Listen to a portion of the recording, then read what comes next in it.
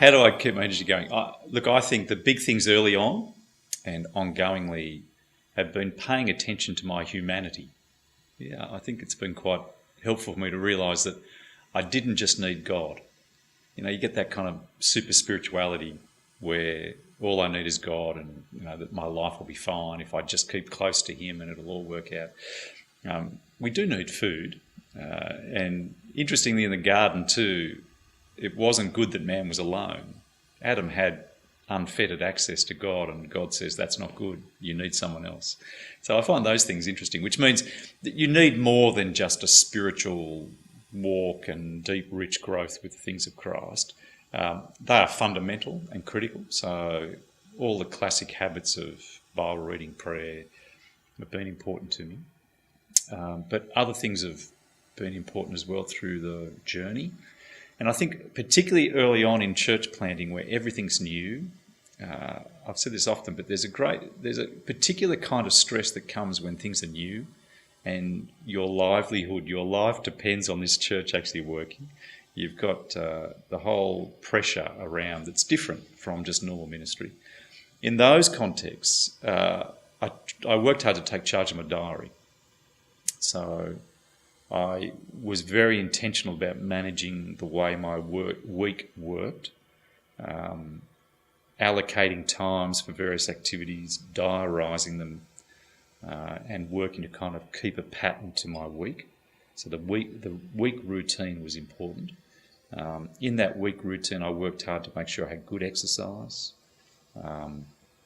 extended times of Bible reflection and theological reading.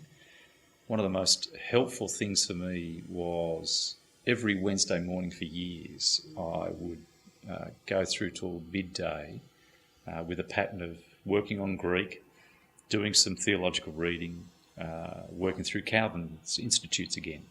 And so I just kept that pattern going for years. And because I knew my week was planned so that I was hitting everything else, I could relax and enjoy that. And it was a really refreshing time. It was helpful. The other thing that happened too was Kathy was good for me. She every now and then she'd say, once or twice a year, she'd say, you need to get away. Because when you're church planning, especially for most of us, you're church planning in the context of young kids. And so this whole new church plant's happening.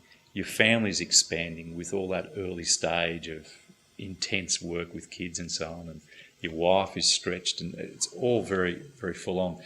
And Kathy was sufficiently insightful enough for me to know that I needed to get away from crowds.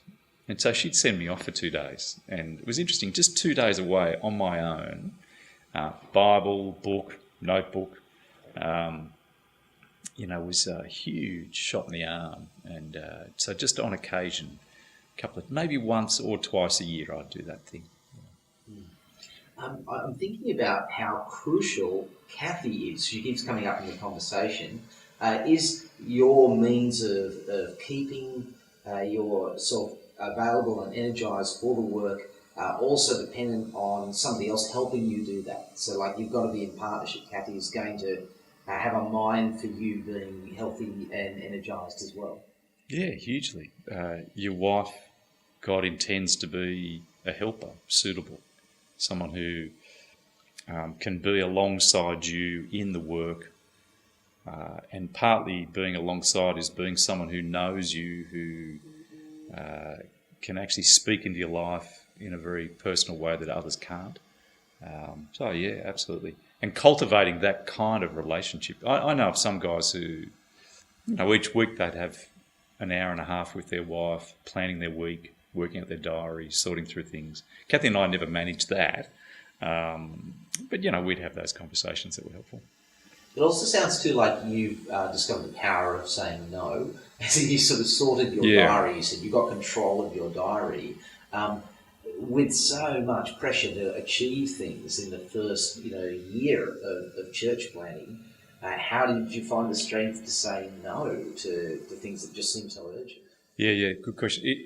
You've got to be crystal clear on what outcomes you're actually after and what things you need to be doing to achieve those outcomes so that you can proactively put in your diary the things that need to have occur, what needs to happen.